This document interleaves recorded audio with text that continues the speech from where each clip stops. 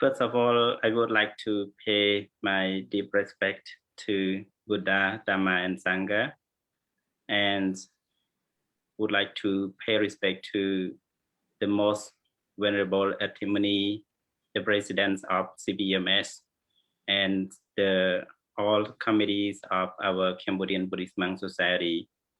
Especially here, I would like to pay my close respect to the most venerable Bhikkhu Samad, the most distinguished speaker from Cambodia. And also, I would like to say very good evening from USA and good mornings to all Cambodian, especially our two distinguished speakers from Cambodia, Miss Sister Yam Sutiri and Sister Chatsopip. So before starting our program, I would like to do a brief biography, especially the most venerable Samad from Phnom Penh, Cambodia. He is also very active in the Library Foundation for the Cambodian Foundation for libraries and supports to many Cambodian children and poor around the countries. And he also the most prominent members in the Sihanoukville Buddhist University. And he's the most respected venerable. So I'm gladly and welcome you to the show. Thank you for your joining us. And the second distinguished speaker, Sister Sutiri Yams, is an accomplished psychologist and psychotherapist, organizational coach, and peace builder. And she is also the author of a number of publications, including The Understanding Traumas in Cambodia, Past and the Presence of Forced Marriage Survivor, Experience Toward Hearings, and Trauma-Informed Project Planning Guidebooks. So Thierry has also focused on staff and self-care and leadership coaching. She's called the mental health and mental care as one component of inclusive development because it is for sustainability and it's a human rights. So welcome, sisters, to our show. Yeah, and the third one, the Sister Josephine, the executive directors, Cambodian Centers for Human Rights, CCHR, as one of the country's most prominent human rights advocate. Sophia work has been recognized by the former U.S. President Barack Obama. She is the recipient of the Indian Asian Youth Award, Young Women Achiever categories, and Franco-German Prize for Human Rights, the Rules of Law. She holds a master's degrees in international peace study from the International University of Japan. So Pip is also a human rights blogger. So welcome to the show, Sister Josephine. So now our three distinguished speakers come to the show, and today I'm very glad to be a moderator. I'm Bhikkhu Dhammasiri from Arizona, the United States, and it is broadcasting from the CBMS, the Cambodian Buddhist Monk Society, located in Minnesota, the Minnesota Ram Temple, located in Hampton, Minnesota, United States, and the president is the most venerable Timoni. So our program today, the Buddha Sasana program, that we will talk about the International UN Peacekeeper, and our topic is what is our topic? The last the road for the lasting peace. Yes. Yeah. So sorry for that. So because today is in USA still the May 29. So this is the right days of the International US Peace U.S. peacekeeper. So first of all, because of the Venerable Ern Sum-Art is the Buddhist monk from Buddhism, so I would like to ask you first about the peace according to Buddhism. What is the peace? What you define? What peace defined by Buddhist perspective? Yeah, what is the peace according to Buddhist perspective, please? First of all, I would like to pay homage to the Triple Gem, and I would like to pay respect to Venerable Sam Chanti, and say hello to Sister Chasupip and Sister Yum Sutiri. Yeah, today is my great honor to have opportunity to join the program, The Road Lasting Peace, to commemorate for the United Nations Peacekeeper that we already know that all over the world, always have so many conflicts, have many problems, especially Cambodia be used to live within the crime. We used to live in the battlefield. I personally used to live in the battlefield, live in the war. So I really understand about what mean about peace. Yeah.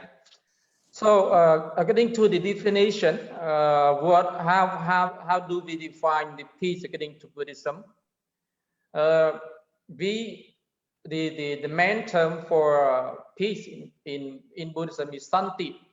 We should know about the word santi. Santi means the state of process of calmness. Yeah. The state of calmness, the states of peacefulness, or the states of get well together. This is the definition of santi. Also, we can learn about the other word like ahimsa. It's very popular word, yeah. very popular teaching. Ahimsa. Ahimsa mean not to harm oneself, not to harm others, or the ahimsa can mean not to afflict, to hurt others, not to torture, not to threaten, or not to make anyone trouble, make trouble to someone. This is the real definition of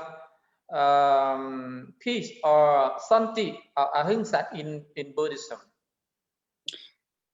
Thank you very much, the most venerable. So according to the Buddhism, santi or peace defines as making somebody not suffer and make humanity peace, calm, and no harming. So it is the peace according to Buddhism, as you mentioned. So now also like the very popular quote or the very popular teaching in Buddhism we call Peacekeepers. Yeah. Natti santi parang sukhang. Natti santi parang sukhang. There is no happiness better than peace. In Buddhism we value the most about the mental peace, because mental peace will lead to the physical peace. So this is the very popular teaching of Lord Buddha. Can you define more deeper about Nati Santi Parang Sukhang?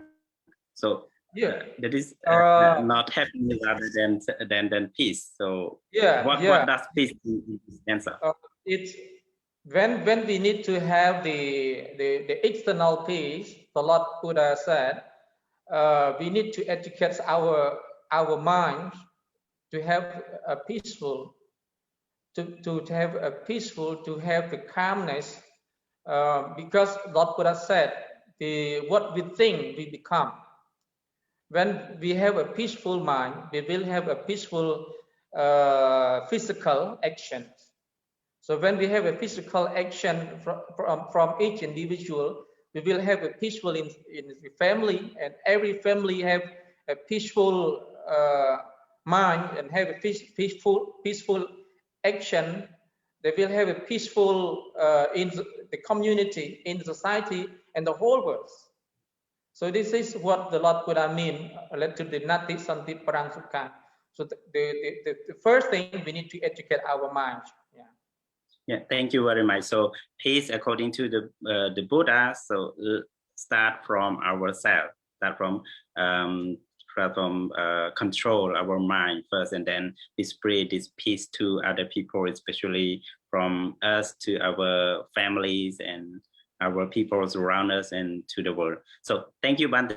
And toward this question to our two distinguished speakers about the peace, the same peace, but according to the social aspect and your experience, because both of you are experiencing about world peace and working with peace organizations and promote the human rights something. So what does the term peace mean according to your experience and the social perspective? Start from Sister Sutiri, please.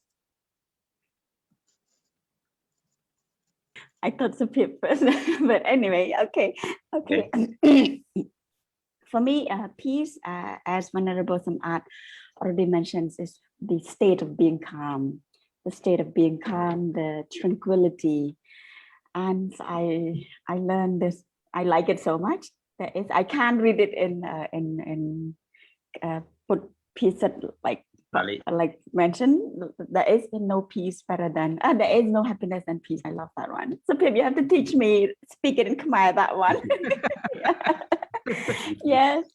Okay. When we talk about peace, often we connect it so well to violence. Yeah. So violence and peace is often somehow intertwining, related. Or people hear about it. We often say, yeah, peace can happen because of violence, or like peace is an act of stopping violence. A lot of people say that. Let me bring two perspectives from academy. So Pip she did master degree in peace studies, so she adds me more, and I'm sure she knows so well about Johan Galtung. When we talk about peace, people in our field call her the father of peace and modern peace. So what I like to, he is a Norwegian sociologist. What I like, and people talk a lot about his perspective of peace, is negative peace and positive peace. Let me share, and so people add to me more, please. In a society, often people see positive peace only. That means a peace that has not armed conflicts. The peace that's being calm, being no fighting. That's one piece we see. And in Cambodia, let me go through the history a little bit of the Khmer Rouge. Last week I also listened to the talk, the Dharma talk about on the birthday of Mahat Kosanand. It was a great talk as well. Listening to how the monk bring peace to end war at that times. It's the contributions of ending the war. So peace, it start from has to first cease fire. Hello? Like to have to. You hear me? Yeah, it's good. Yes, yes. Ceasefire and positive peace refer to the transformations from conflicts. Transformations mean every step of the peace process we observe and we do. So back to the experience, to the history of Khmer Rouge, positive peace, and there was Khmer Rouge, and in the final reintegration was 1998. The last reintegration. So that's the event that most of us recognize, that Cambodians is ending the war, civil war, and coming to peace. Later that, like, I don't want to describe what's happened before, but before that reintegrations, there are a lot of negotiation, dialogues that's happening behind. But let's start from 1998. So later, to do this transformations. The transformation and positive peace also refer to social reforms and healing of the survivors as well, healing the survivor of or the citizen. So after the reintegrations, Cambodians, another major things is also the establishment of the ECC, the tribunal, the Khmer Rouge tribunals, finding justice for survivor, for the society, seeking truth. There are judicial and non-judicial measures in the process, and all are about, again, do not forget violence, do not forget war. War cannot be the impunity, the aspect of impunity, we cannot forget it, but transform it into a peaceful way.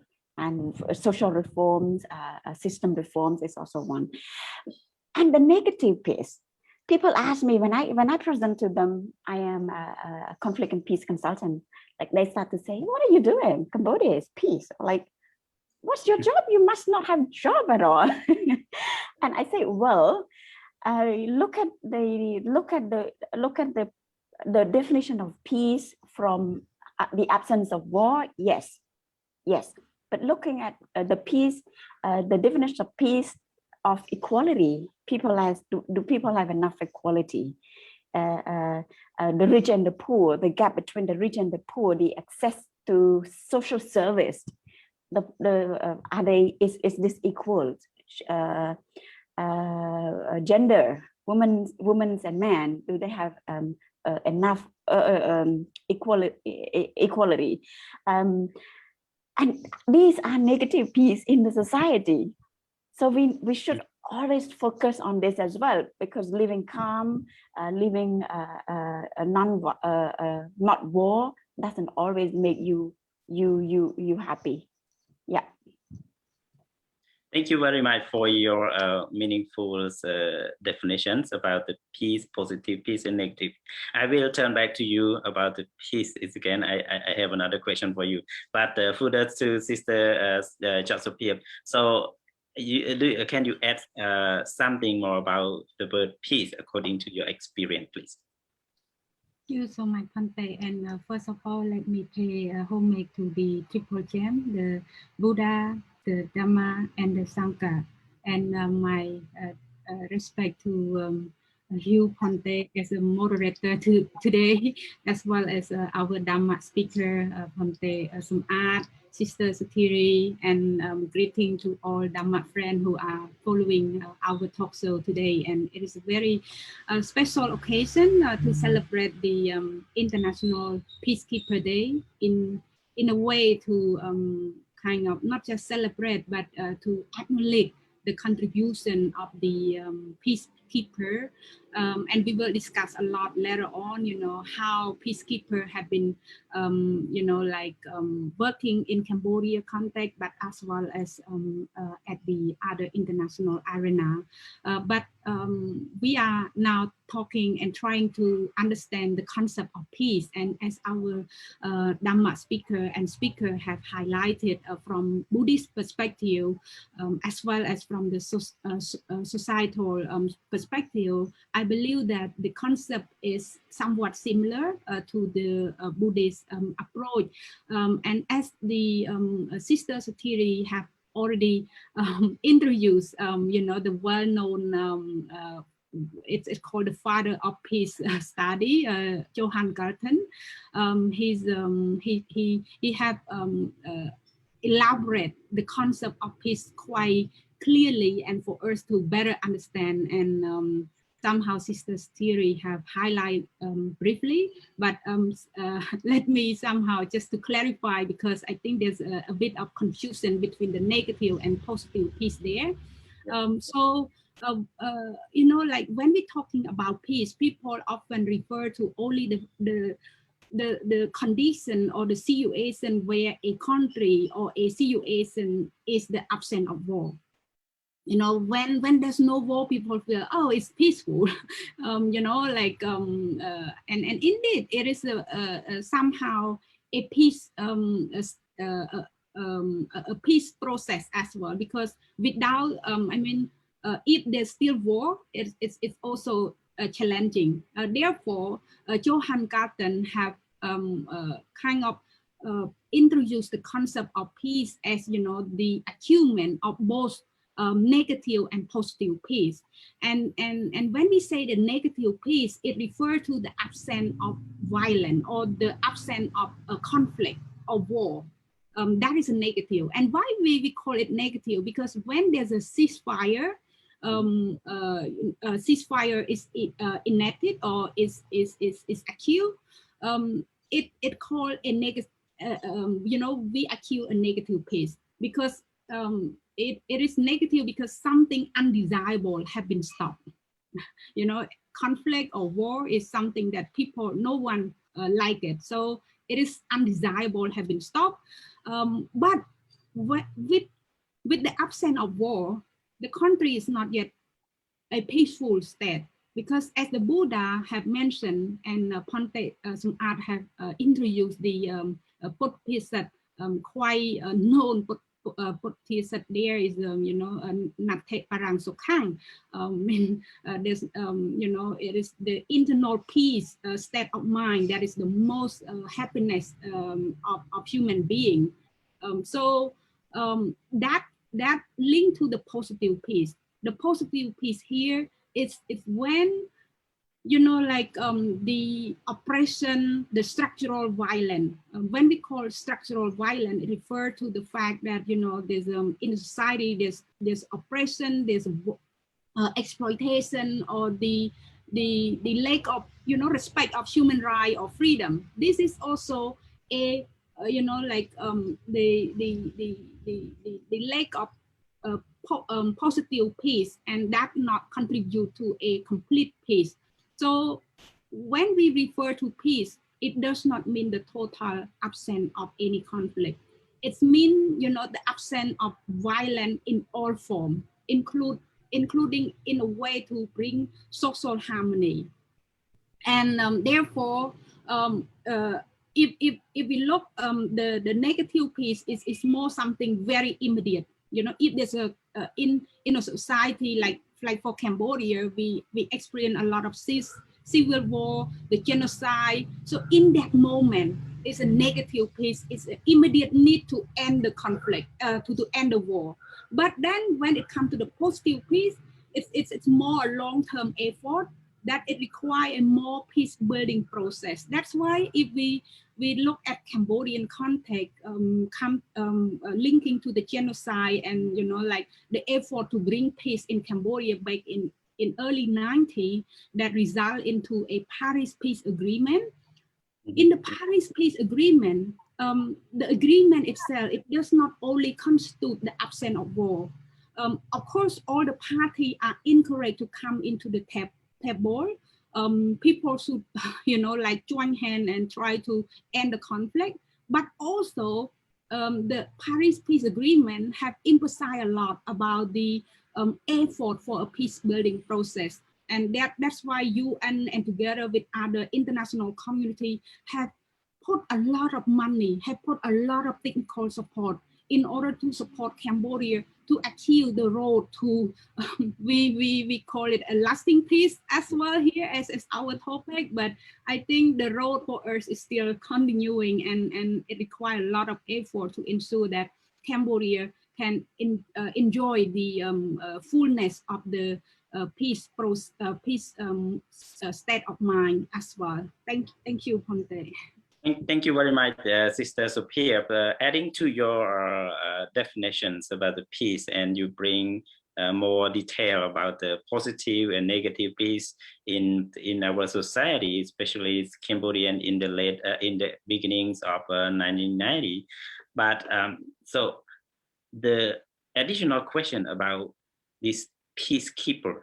So today is the International UN or United Nations peacekeeper.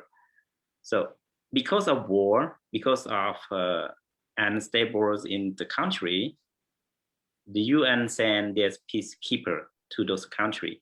So can you tell us who is the peacekeepers and what they are doing, please?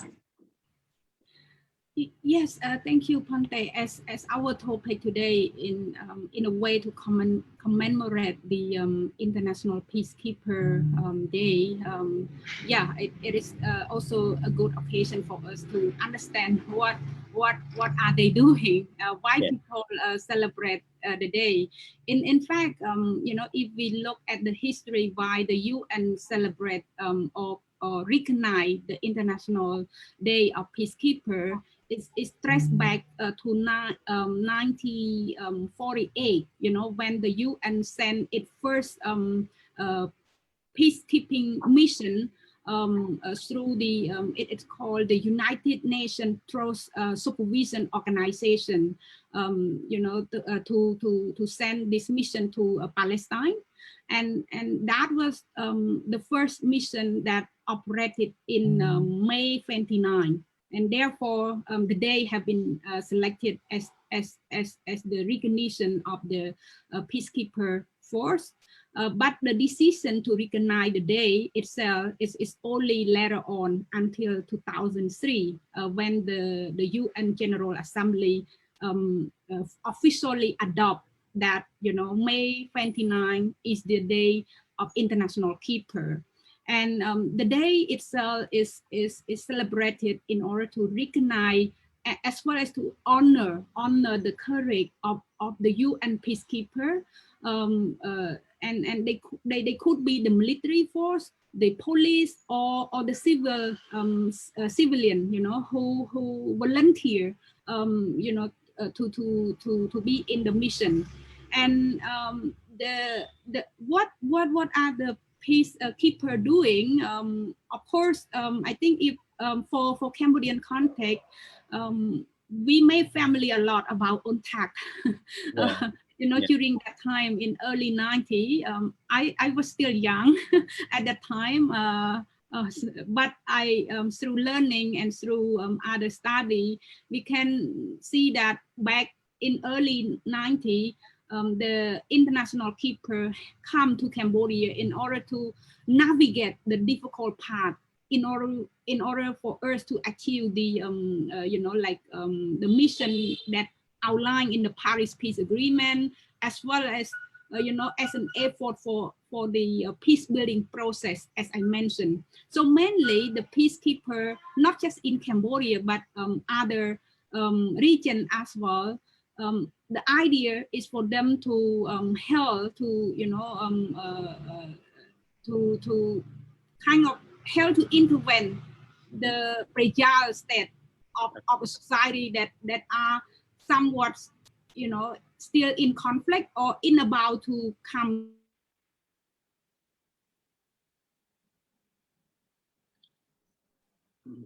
Looks like Sapir has a power cut.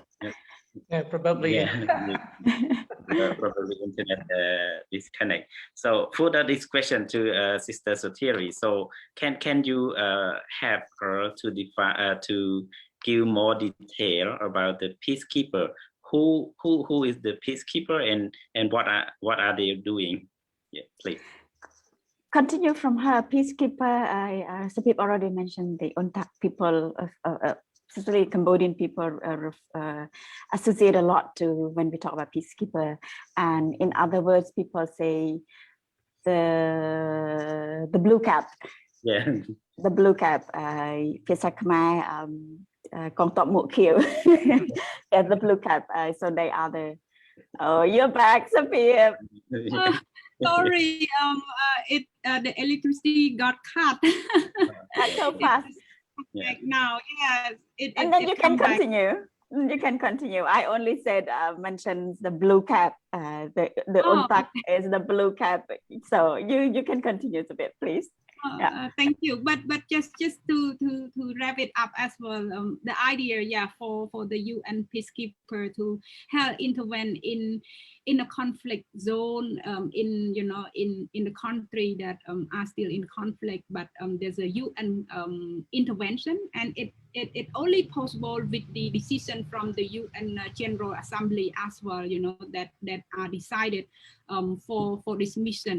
And somehow, given that today we celebrate this, we should understand, overall, according to the website of the UN, we can see that there have been over millions of people have been sent for the international peacekeeping mission, but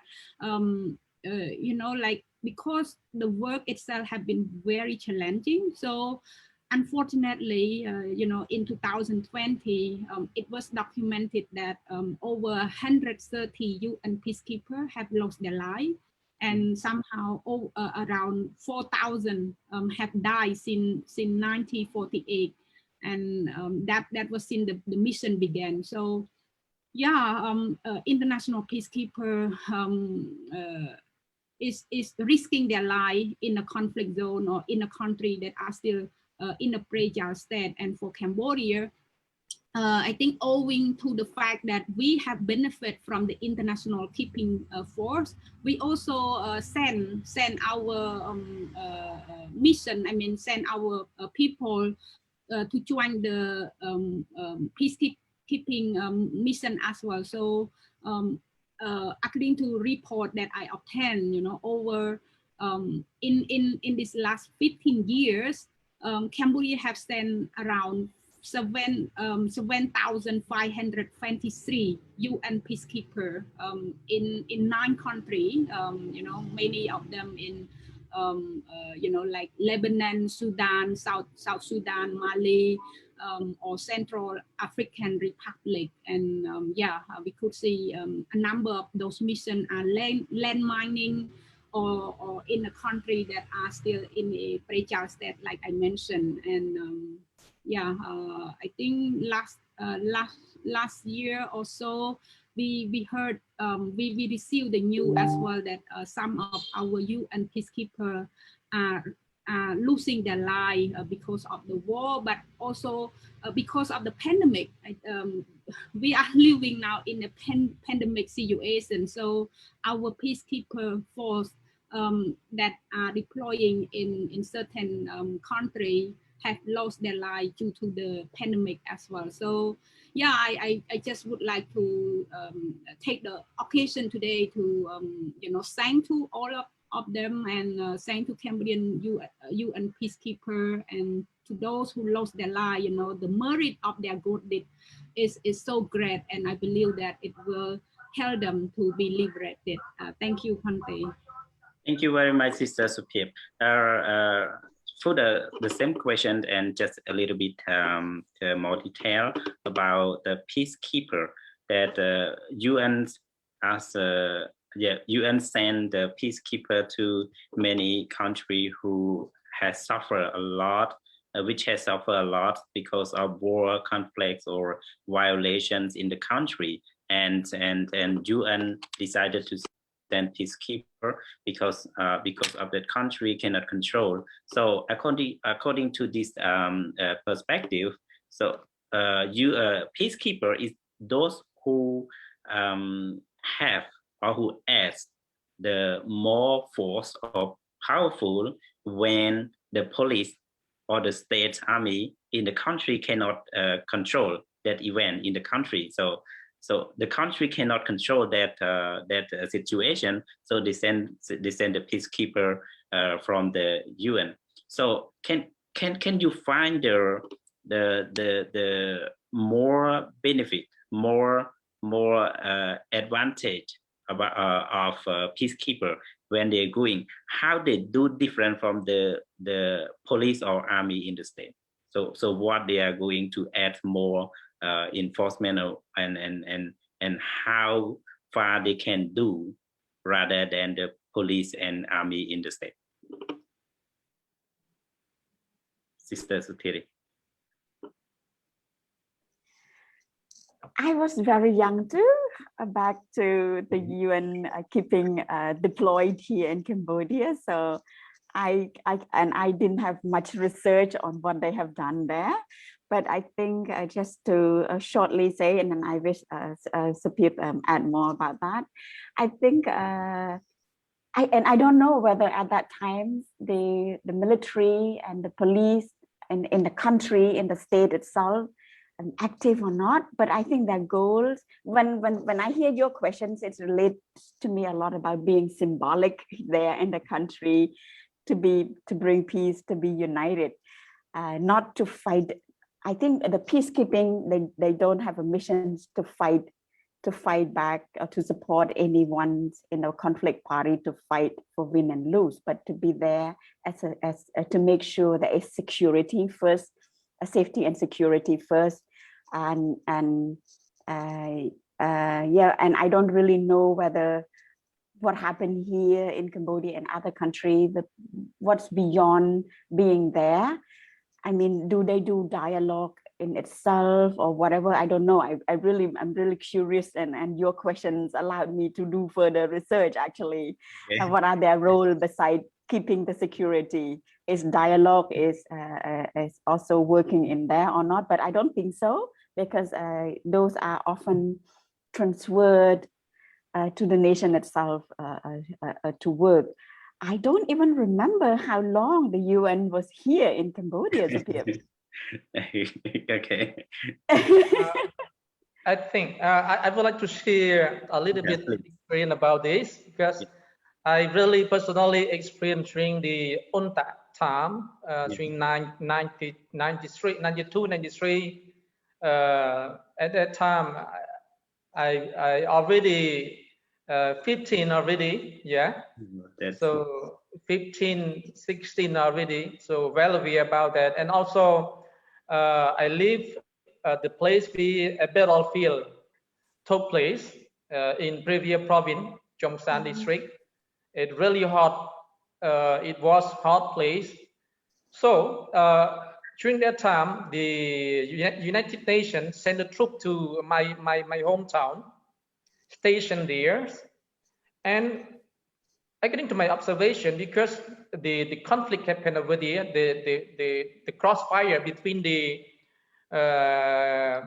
Khmerus and the government military, the government soldiers, and at that time the Khmerus Kerala, or the troop, it's not only fire to the government soldiers, the government troop, also the fire to the United Nations peacekeepers. The United Nations peacekeeper also fire back to protect the civilian. So happened quite often during that time, during 1992, 93 especially. And sometimes the blue cap also suffer from that, wounded. Sometimes they cannot station over there. Some places they need to withdraw to the district, to the safety place. However, kind of assistance to the government soldiers to support somehow to protect the civilian. They also need to fight back to the Khmer sometimes, but not push, but they just stay to protect the civilian at that time. According to my experiences, the blue cap in my hometown. Yeah. So to ensure to protect. But what I want to say is the United Nations peacekeeper, it's just the protection, is not prevention action, I think. What the United Nations do, or the world, what send the troops to join, just to protect the civilian, to protect, to assist the failures of any governments, any countries. But what the best we need is the protection, prevention. In the teaching of Lord Buddha, we focus on the prevention, like the popular quote, prevention is better than cure. So we will talk more. What about the Buddhist perspective about the prevention better than cure? Okay. We will raise more. Yeah. Thank you very much, Bante, about that extension. Before jumping to the Buddha's perspective, Buddhist perspective, I still want to talk about peacekeeper. Handle this question to Sister Pip, maybe more research about the peacekeeper. So according to the most venerable Art and Sister Sutiri share experience about the peacekeeper, especially on that of blue cap who fight against the government's army or civil arm, especially. So as you mentioned also that the peacekeeper also suffer a lot and lost their life also during their works. So according to this area, can you differentiate about the peacekeeper environment? Can you give the environment of the peacekeeper? So peacekeeper is just only for intervention or to fight or to promote the peace or to take care of peace or to build a peace. So can you categorize the work and how far a peacekeeper can do? You catch my question?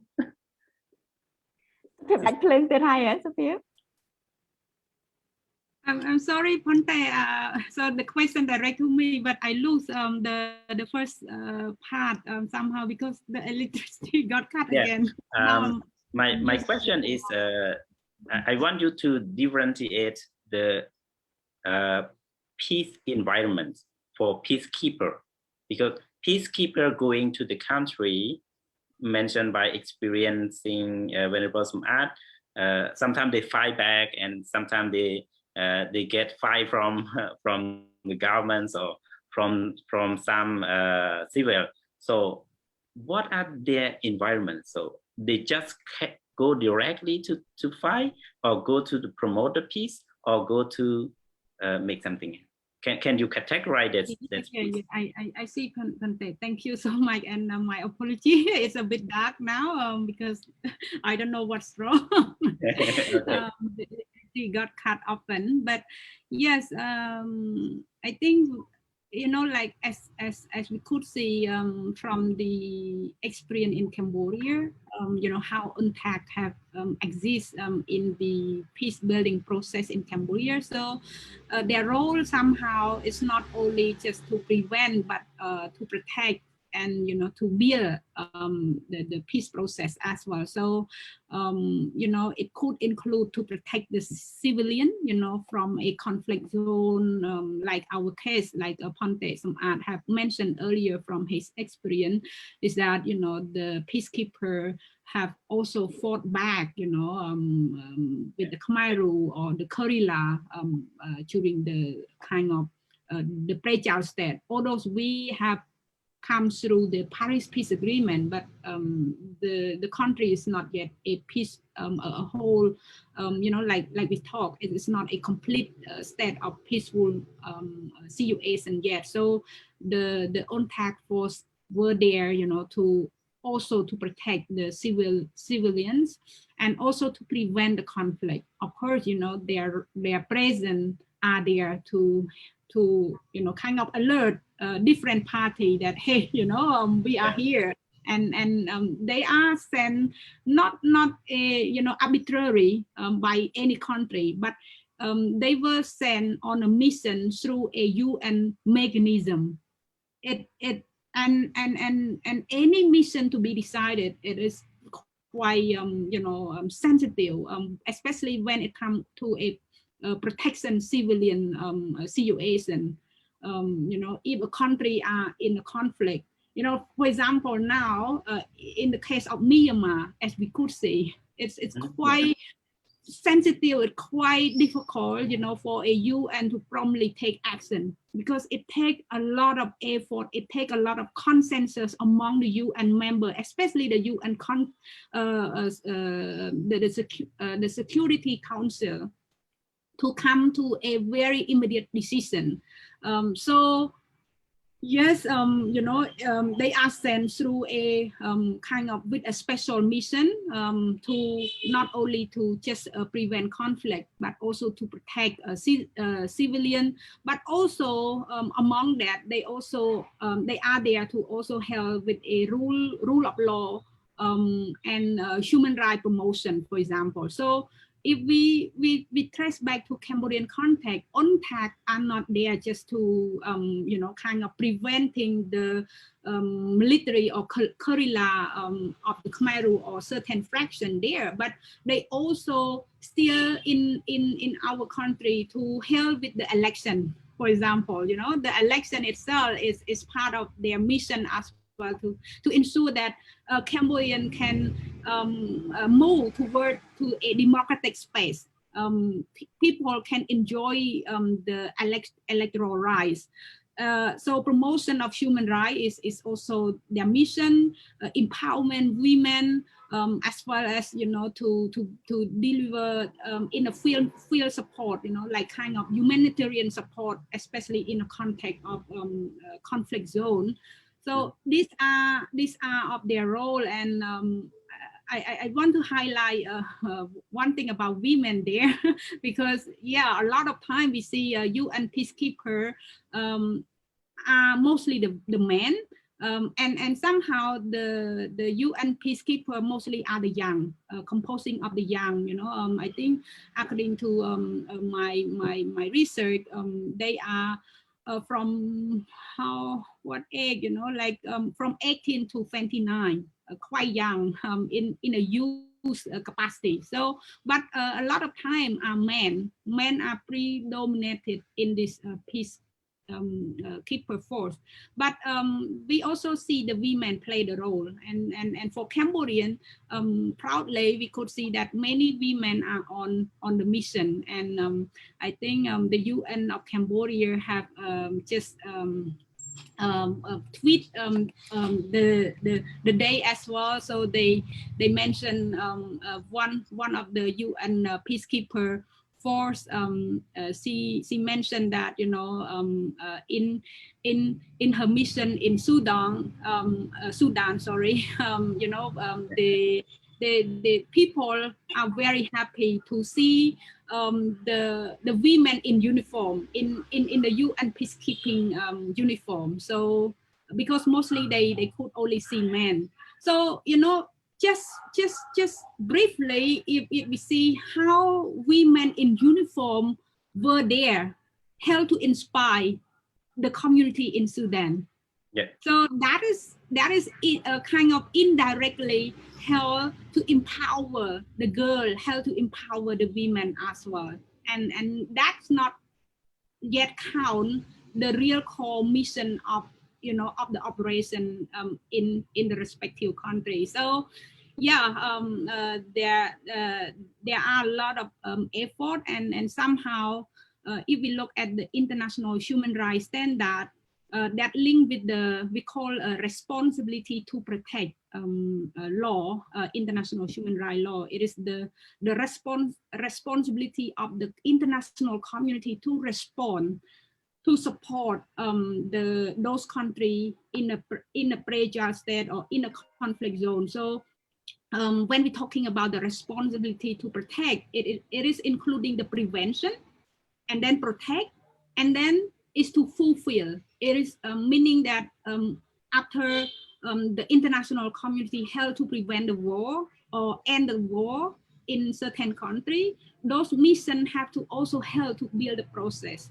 And again, I like to quote for Cambodian context, because we know more about our country, because and also this year we would commemorate the 30 year of Paris Peace Agreement. We could see that like the agreement itself does not only mandate the Cambodian government as well as the international community to only end the conflict, to only end the war during that time, but it requires a long-term peace building process that including ensuring the free and fair election, the respect of people freedom, and ensuring the social and economic development of the country, where everyone can enjoy equal development from the country. So yes, these are the core work of the UN Peacekeeper Force. And again, like I mentioned, these missions are quite challenging, especially during a country in a conflict zone. like the mission to clear the landmine. We can imagine how dangerous for them, you know. And so, but I think we talk a lot about positive side of the UN peacekeeper force. I think there's also challenges or the certain bad image of the international keeper that have been happening, especially in Cambodia and other countries, that we should also discuss. Thank you. Yeah, thank you very much, Sister Sophia. I also have that question, but because, according to our time, it's quite so fast. So I will ask if we can do a little bit longer. But come back to our peace. So peacekeeper, we keep it a little bit. So we come back to the peace. According to Buddhism, mentioned by the most venerable Sum'at, we should bring peace to our mind, right? We bring peace, but according to definitions, peace, social aspect, and your experience, we make peace, the UN peacekeeper or maker or something. So according to Buddhism and social aspect, bring the peace, make the peace. So how can we bring or make the peace, and where, how can we make our country or the world more peaceful? So the question, how can we bring the peace or we make the peace? Venerable, please. Yeah, thank you so much for this good question. And as I mentioned before, that generally, like United Nations, we focus on the protection rather than prevention. Buddhism, we focus on prevention rather than protection. So according to the teaching of Lord Buddha, there are many places, many teaching that the Lord Buddha taught to followers, to the Buddhists. And if we want to live in peace society, we need to observe 5 precepts. It is not just showing the Gautama Buddha, but all the Buddha mentioned about the 5 precepts we call Purana precept, Purana Sila, Purana teaching, mean the old teaching, 5 precepts, universal teaching. And in 5 precepts, we can mention about the 10 wholesome,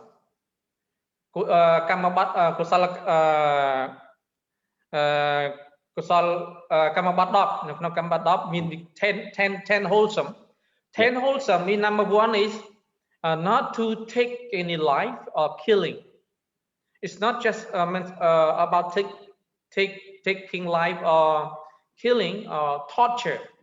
So wherever we not commit any killing, when we cannot commit any torture, threatening, anything. So this is a peaceful, number 1. Number 2, not stealing, not taking other property. That's not allowed, not given. It's not taking other properties, not only because individual. It can be a public, as it belong to the state, belong to the country, as the politician, as the leader, as the individual, whoever. They should not take any other property, not take any belongs. That's not given. Big conflict in the society because taking a big property out of society, out of the country, stealing, taking away, not fear, distribute to the whole society through the tax, through whatever, stealing. But normally people don't understand is legally taken away all those things. Actually, in Buddhism, it's stealing. Taking away is not really distribute to the whole society. So number 2 is not stealing, not taking anything that's not given. Number 3, not commit any missexual conduct to any. It's not belong. Yes. So adultery, like kind of adultery or missexual conduct. Number 4, that 3 that Lord Buddha mentioned about the physical action. Led to the verbal action, the Lord Buddha taught us not to have a false speech, telling lies, false speech, musa viti vedamani. So all the people need to receive a truth information. All communication, we need to have a truth communication between individual to individual, individual to the group or the whole in the society, between the politician, the leader, whoever need to give proper information to the public, to the people, to the citizen, not telling lies. When the leader telling lies, it will lead to any conflict happen. So the Lord Buddha taught us not to have a false speech or telling lies. Number 2 for the verbals, not slanderous speech. The individual people not try to use the word that make a separation between the member, between the group, between the people in the society. When we have the slanderous speech, we make a separation between the group. Remember, even in Buddhism, in Buddhism we call Bambek song. So any monk use any slanderous word speak to separate the monk community, it commit a crime in those monk society. Yeah. That monk cannot become a monk anymore. When the separation, it would be a parajika. Trautung parajika. So it is a big. So in the society the same, should not have any slanderous speech. Number 3 is not use any harsh speech that makes somebody feel not really good. Use a harsh speech to someone, bad word or something, makes them feel not very good. Try to use that word to make someone separate with others. And number 4, not use in the idle chatter or use the best word or something that not useful. Speak, we mean talkative that we use a lot of time to talk something that not really useful for ourselves, useful for others, useful for the society. As the leaders, as the politician, as the individual, or whatever, should use any really useful for ourselves, for others, for the societies. That led to the verbal speech, verbal action. Number led to the mental action. Mental action. The Lord Buddha said about we shouldn't have any covetousness. Covetousness that we try to think that we see something is not really good for others. We need to take some other property. We have any intention for other something we call apichir in Pali word, apichir. Number 2 about the ill will. About the ill will. And number 3 about the wrong views, machatate. Yeah. So when we practice properly about this, peaceful society will exist, peaceful family will exist, a peaceful community will exist. And also we need to cultivate the 3 principles of Lord Buddha, like sabbapa passa akaranang. We avoid all the bad deeds.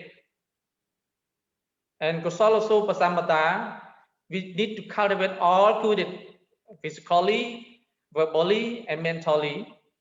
And Sachatta Prayota Panang, we need to purify our mind.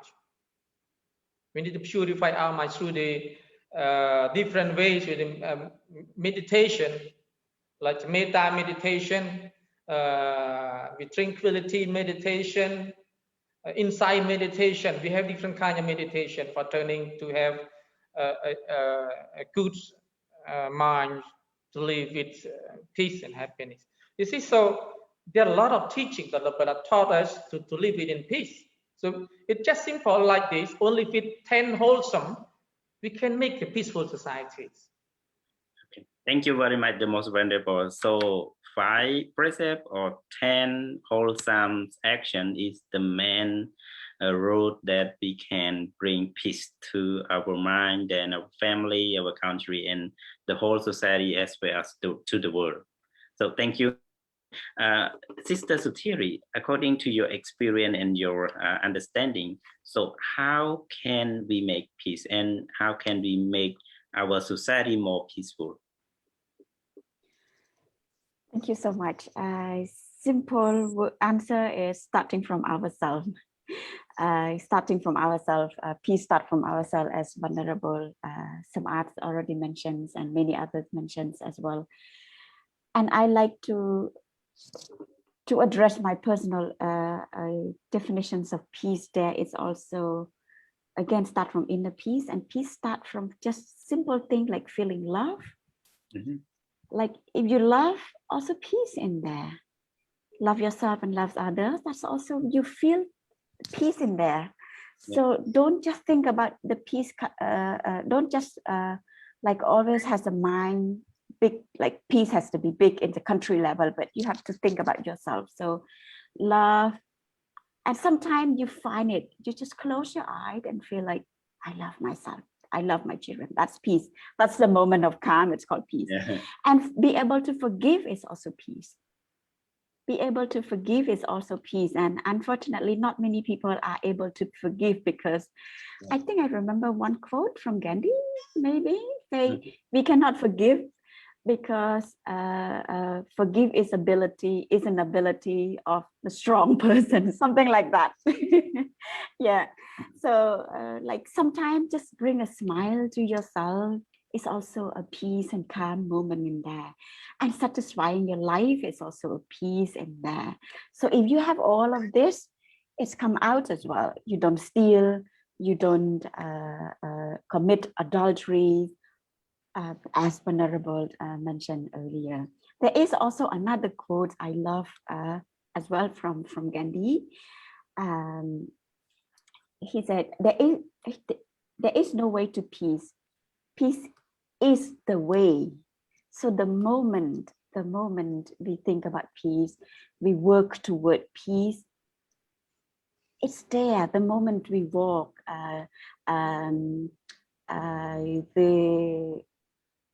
there's one of the spirituals leaders, Thich Nhat Hanh, is also teach us a lot about living in the moment. Every piece we walk, every step we walked on earth is peace. So that's why some of friends here, when I work to achieve a positive peace in terms of equality, advocating for equality for women, for women race, right? I myself take it as it's a peace itself. I don't know, like, what do I achieve? I don't know. I can't imagine how big or how small the achievement I will receive from my commitment to achieving this one of the positive peace, equality. But I enjoyed the moment I walk with this, and my way of promoting equality is not to pointing fingers on men and blaming men that you're abusing us, you make us this and this and this. So peace is about, again, all about inclusive and not accusing, not pointing fingers on others. We cannot put off the fire by adding more fire. It's only water can put off the fire. So every walks is we have to consider and make peace in the process itself. Yeah. Thank you very much. Very interesting and beautiful quote that you give analogies, like cannot make the fire cease by fire, so you have to use water to see the fire. It's very, very good that also the Buddha mentioned. Sister Supip, according to your experience, what are the challenges about the, oh, she gone. Like Supip, power cut again. Yeah, so okay. Okay, she back. She's come back. Yeah, okay. It is your question. What are the challenges to achieve the peace, or difficult to of peace building? So especially in our present day. So what is the challenging when you refer to the peace for your experience? Sister Sophia, please. Thank you, Ponte. My apology. I think the electricity is so it's testing our state of peaceful state of mind. So you asked about challenges in a peace building or peace keeping work. Like I said, I think if it referred to the UN peacekeeper force, indeed it's a risky work. You know, the effort to send the UN peacekeeper force require a commitment from individual country. So you know, like that's why I think for Cambodia, because we benefit from a UN peacekeeper force, that's why Cambodia have still a lot, you know, in a way to pay gratitude back, and in order to join the effort with the UN peacekeeping process. So we could see over 7,000 of people, Cambodian people, have been sent or deployed through 9 countries. That is amazing, and that requires a commitment from individual country, but also individual person to, you know, to be ready in this risky work, because we could see the work in the country. You know, many of them are in conflict zone or in fragile state. It's not an easy. It's not an easy. Like when the UN team come to Cambodia during the early 90s, it's not an easy work. Some of them lose their life. Some of them may, you know, face a severe kind of pressure to stay away from home, but of course situation. And also sometimes, yeah, you know, it also kind of classing back within the process. That is when we're talking about the UN peacekeeper force. But if we're talking about our, you know, like contribution as civil society, when we're talking about civil society, it can include many of us, not just the NGO, but can be honorary people, you know, who contribute in a peace building effort. And we understand already that peace is not only the absence of war, but it also the peaceful state of mind. It is the social harmony that people can live very cohesively together. So many of us have contributed to that. You know, either people who work in human rights field, people who work in development field, the Buddha, I mean the monk community also play important role to help in this kind of peace building process. So we all face a different challenges, I believe. In development field may face a different challenges. For example, when they have to build, or you know, like build certain kind of building or brick, or you know, like either school in a very remote area. So, and sometimes they help people through the humanitarian support, like, you know, during flooding, during certain natural disaster that can put themselves in risk as well. But for us as a human rights advocate, of course, I think human, as we all know, human rights advocate work is not an easy work. It's risky. It's a challenging. Sometimes the government see us somehow contradictory, although we aim to, kind of help in the process of promoting the respect of human rights in the country. So it can be very challenging with the physical violence or legal or judicial harassment, but as well as, kind of, I think the problem in many society, not just in Cambodia right now, is the misunderstanding and the kind of because of the abuse of power or because of the greed, people start to label each other wrongly. People believe that those who are in disagreement with their own position are either the enemy or are either rebellious, and that happening in many countries, when those people held in the promotion of human rights or respect of social harmony that would in conflict with their own interests, their personal or group interests.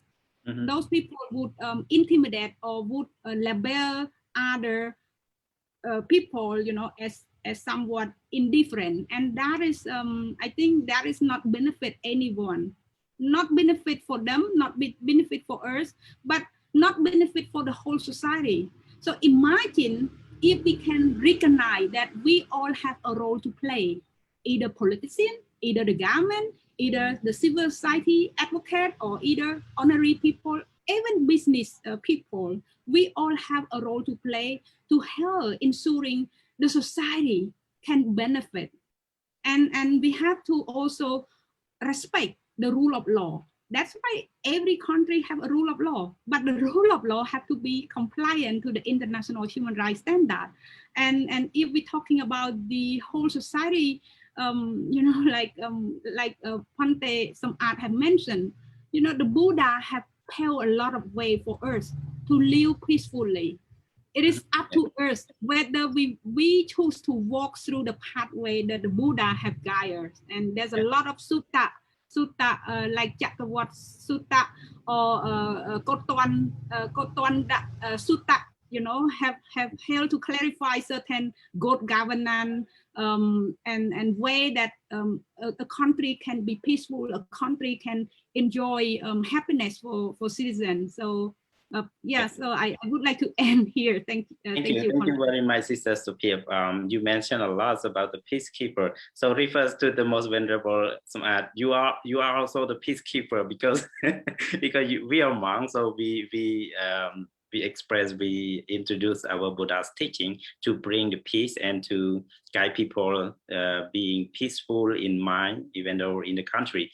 So something difficult for you when you speak about the peace in front of many people, especially I know you go to the to preach in the prison or to release some stress or drug abuse for the people who suffer by drug or something. So what do you have any difficulty when you speak and you pray, you preach it, and also any difficulty for them, feedback for them for difficult to practice the following the Buddha's teaching?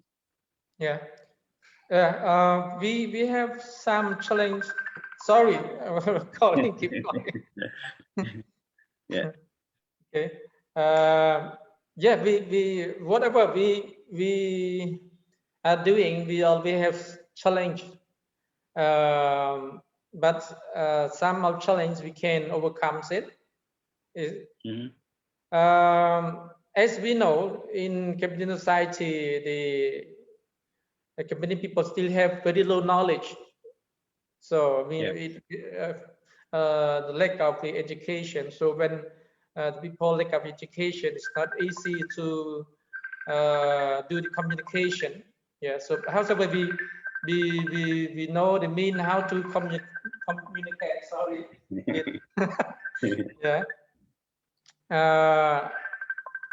we need to understand about what way that we can communicate with those people.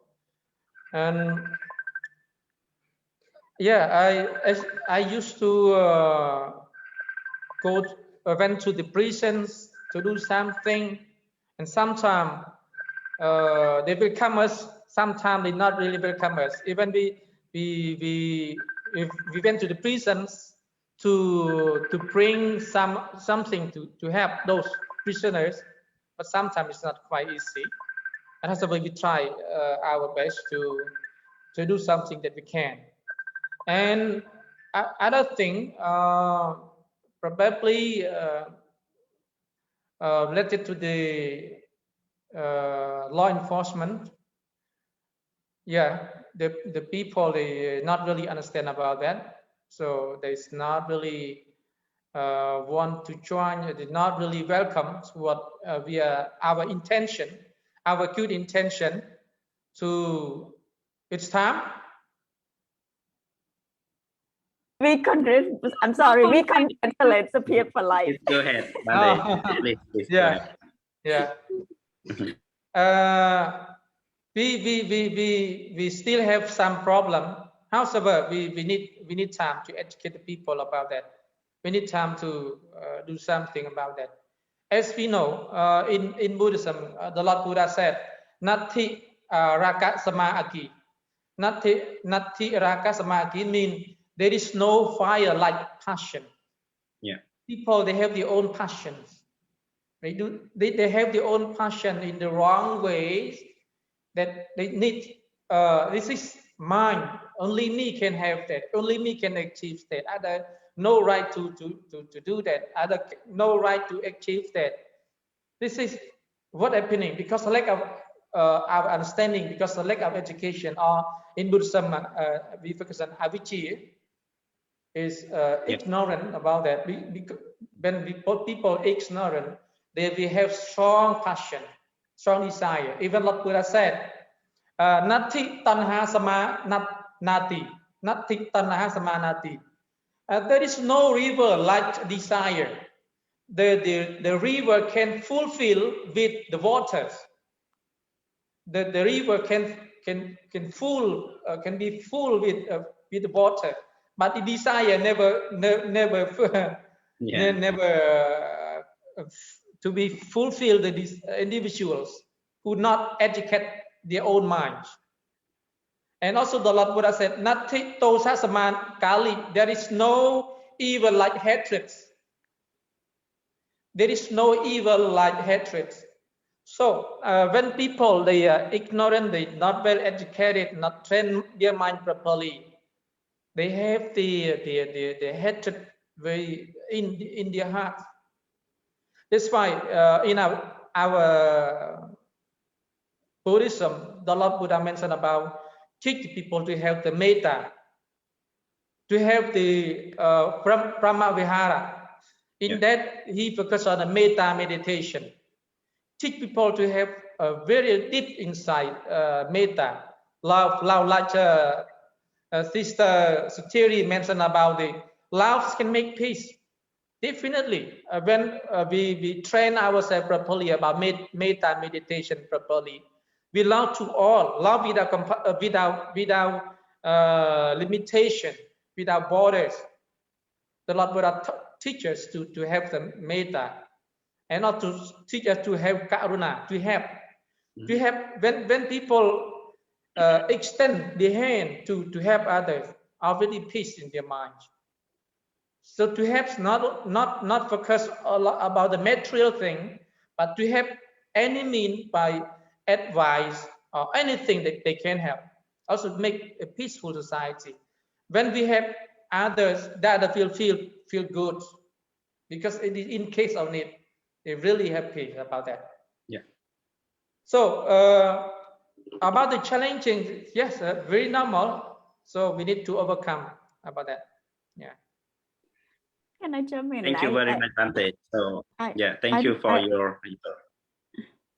You want to add something? I give you the time to add add to your question also. You say that forgiveness also peace, smile also peace, or love can be peace also.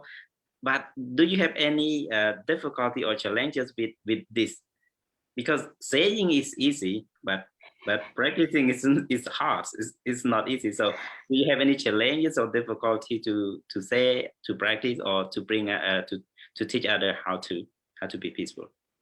Please. Thank you. What I want to add was does Venerable Samarth. I used to say to people who complained about not having a good sleep at night, I said, yeah, well, do good things and you help others to feel happy, and then you have a good night. That's great. Yes, it's like doing good is make yourself good as well. Doing good make yourself happy. So, and that's, I think for me, that's a challenge. That's the challenge in receiving peace and harmony in the society, because we these days we speak a lot, but we don't do a lot. The brain, the cognition level, we know, but the connections between the brain and heart was a little bit missing to some people. And that, I think we should now start to work from heart and brain together, from heart to brain and together. And coming back to heart and brain, there are some discussion that education is good. Education is good, but education with morality, with ethics is the best. Is the best, not just the degree itself, but something else, something else. And love and forgive. It's really wake me up when I read that quote that I mentioned earlier. Forgiveness is a quality of the strong people only. It's like, wow, wow, what a word. Yeah, what a word. So sharing personal story here. I read and I listened, but still the level of understanding is still there. When I was once through divorce, I really feel it so well, how forgiveness make me happy, make my children happy, make the divorce happy. So I don't invite everyone to always have to expose yourself to criticals, but somehow I don't blame the criticals event or incident as a bad in itself, but it teach me something. It teach me to forgive. It teach me to forgive, and it's a power. It is a power. It is easy and easy to say, and it is difficult. One thing is you have to start and practice.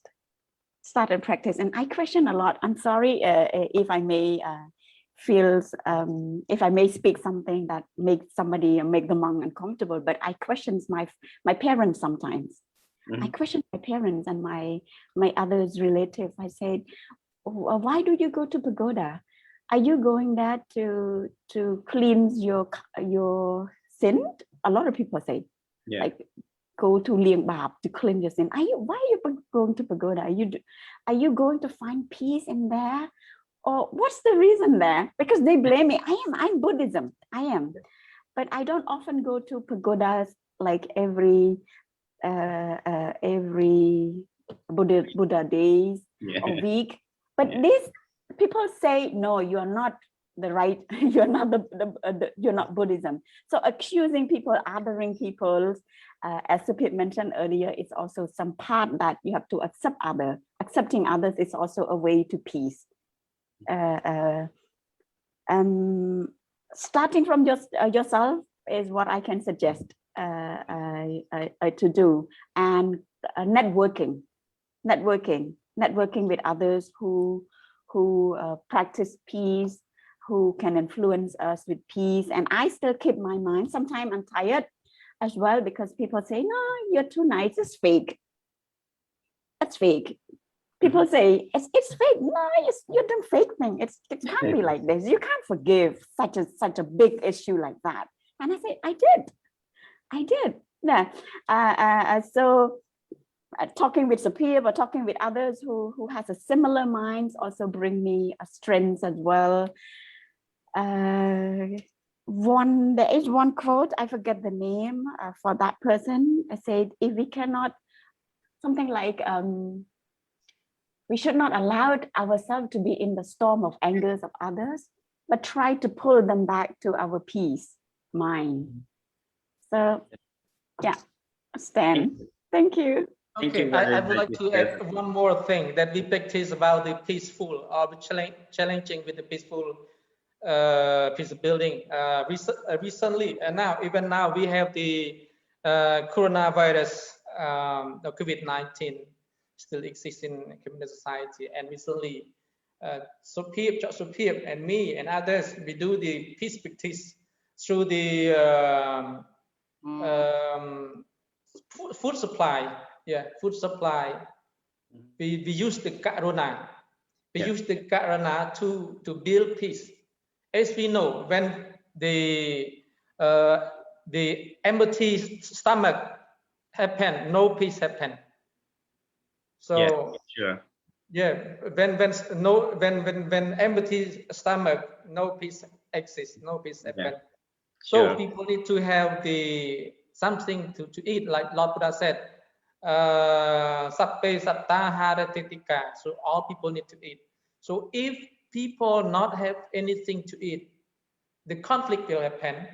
The war will explode in our society. So when we have them, we can calm down, can make them peaceful. In the lockdown, if in the lockdown area, if no food to eat, definitely they will break the basket or whatever to go outside. You know, to go outside. So we practice. So I would like to announce Cambodian people in Promise City or wherever, please have to have those in need, especially at the lockdown place. Even right now, we still have the place locked down in Phnom Penh. So please have those if you really need a peaceful society, peaceful country. And if you want to sleep well, we have to build peace. The real practice of peace building through karuna. Karuna. Yeah, thank you. Thank you. The basic need is very important. That's why the Buddha introduced the 4 requisites. Especially the food. Without food, we cannot live. If we don't have food, we don't think about clothes, we don't think about shelter, we don't think about the healthy, right? We're just looking for the food, even though on the mountain of garbage, some people are just discovering something to eat from the garbage, because they don't think about the healthy, they don't think about the viral affection or something, because they don't have something to eat. So food is very, very important, and the first basic needs that we have to provide. If they have food, they think about clothes. When they have clothes to dress, they think about shelter. And when they have shelter, they think about the securities and healthy. It is the 4 basic needs that the Buddha mentioned. Thank you, Venerable, and our 2 distinguished speaker. So because of the time, I don't think the time is flies so fast.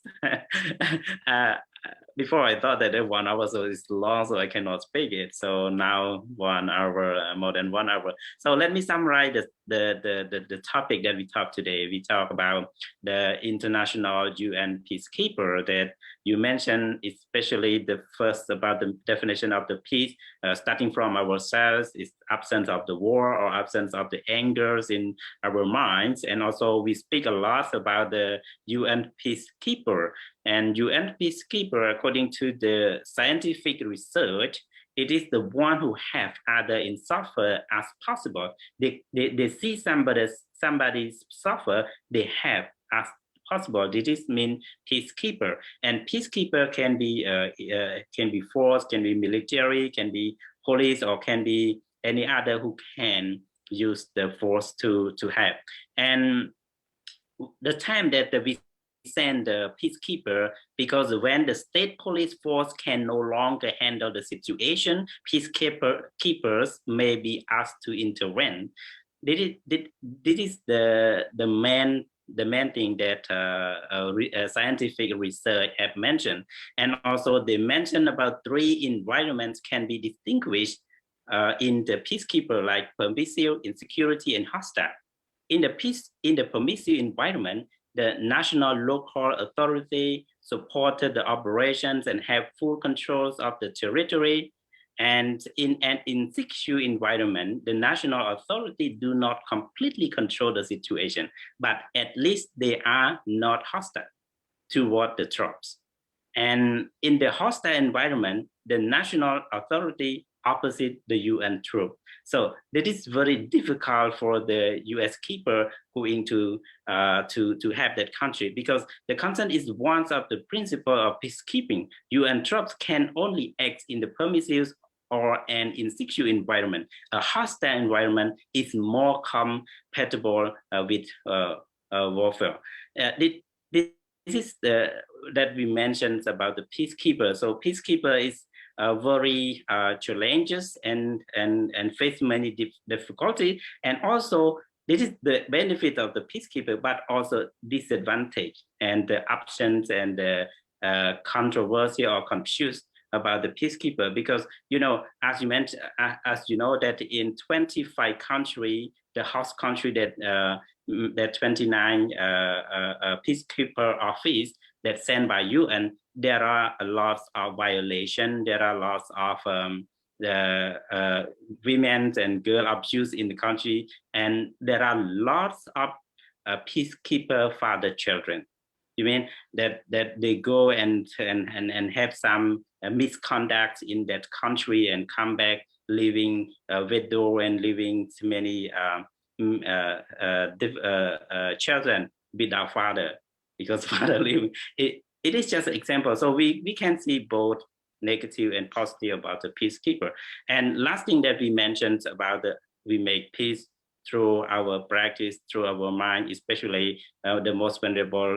Some art mentioned about 10 causes of wholesome, like 3 bodily action, 4 verbal action, and 3 mentally actions. And Sutiri mentioned about love, forgiveness, or smile. It is also bring the peace, right? And so Pierre mentioned a lot about the peacekeeper. So we can bring peace from ourselves. So thank you very much about this discussions, and that you can help us and our audiences understand about peacekeepers and peace in our society. So lastly, I give you 1 minute each to yes, to give your last advice to, or last speak, a last message to our audiences. Please, Venerable Smart. Yeah, thank you so much. Yeah, for giving me more time. Yeah, if we really want to live a peaceful family, peaceful community, peaceful society, country, we really need one thing to do is to train ourselves to have a deep meditation. So like Supip and other already explained about the meditation before. I think better than before they will not join that training for the meditation or learning Buddhism. So when all people train themselves to have a metta, the whole society will live with peaceful society. I really truly believe on that. The thing is, how can we do that? How can we take those people to join the program to have the meditation or vipassana training properly to build our country or society really peaceful? That we really need. So I hope that more people, more youth could join training about vipassana training, samadhi training, to have build them peaceful, to make them peaceful family peaceful, community peaceful, country peaceful. Yes, thank you. Thank you. How about Sister Sutiri, please? Thank you. 1 minute, I try. We are lucky enough to live. We are lucky, so lucky that we live in a society that is negative peace achieved with no war. We don't live in a conflict anymore in Cambodia. So imagine if we live in a conflicts like other countries who's in fighting. So we are lucky enough. Gratitude to this, appreciate this. So, and let's move ourselves a little bit more into achieving a peace, another level of peace together by starting from ourselves. Love yourself, love your family, teach your young children to embrace love and peace from the family. So our society achieve better peace and achieve better peace. And it's so important if you want to see the future of our country or nations or the world has that is peaceful, that is no war. We have to start teaching our children. Start teaching our children. You will achieve that goal, that dream. Thank you. Thank you. Sister Sophia, please. Thank you so much, Ponte. Just echo from our Dhamma speaker and Sister Sutiri as well. I think I appeal to 4 actors. One is the international community to firmly act, based on the responsibility to protect. That is a form of international human rights law. That they have to act promptly to assist people in need. Like for example, the case of Myanmar people. How the international community should set example. In a way to prevent more catastrophe. Again, the Myanmar people. Secondly, and also for international community, because it consists of different governments, so they have to be the model of respect within their country, because they can't bring the peace to other country while in its own country abusing the human rights, abusing its own people. So they have to be the model. Secondly, for the government in any country, including Cambodia, we have to respect the rule of law. We have to respect the international human rights principle, and mainly, of course, as a country like ourselves claim to be a Buddha, respect the Buddha. Be the Buddhism country. So we have to develop more kind of compassion. We have to treat ourselves more kind, so that we can achieve a complete peace, not just the absence of war.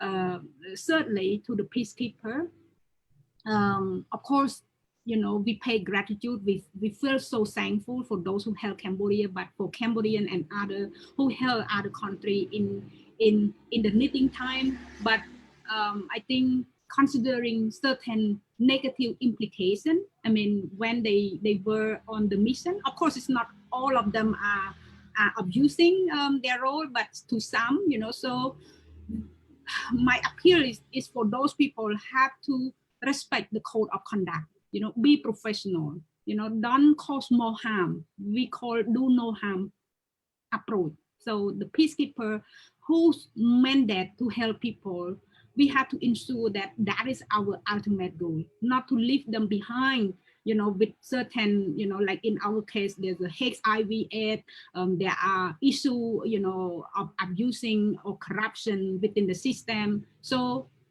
respecting the code of conduct, promoting the real good governance and the full realization of peace for those countries. And finally, of course, the individual.